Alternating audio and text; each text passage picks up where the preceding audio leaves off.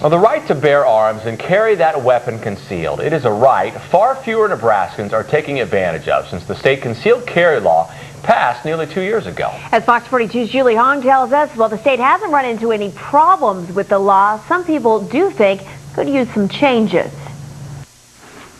This is a Springfield XD, which is... Bob Hrdy is getting a refresher course.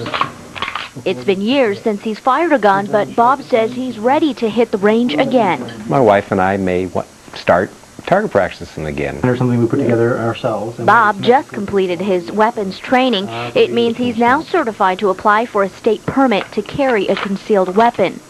I may or may not carry it. I don't know. When I get my license, I may not. You want to go ahead and now? But since the law took effect on January 1st, 2007, Bob hasn't had much company. Only 4,000 other Nebraskans have gone through the process to get a Nebraska concealed carry permit, a number far less than the 20,000 permits the state expected in its first year alone. People don't understand the law, and so they have the idea that it's more restrictive than it is. National Rifle Association Gun Safe Academy instructor Patrick Smith offered the first certified training in the state. The Desert Storm veteran says in general the law is good but confusing. The law needs to be applied uniformly across the state.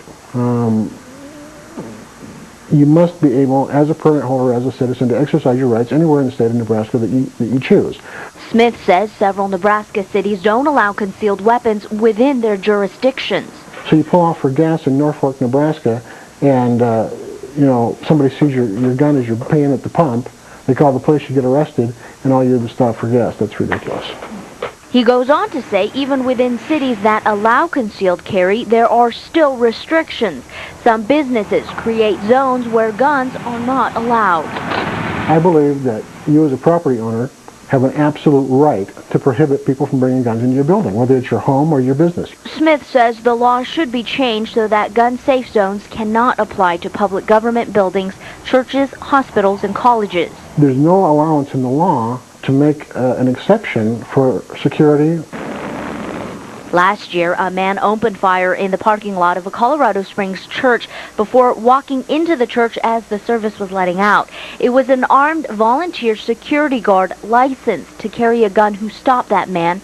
Smith says she prevented more bloodshed.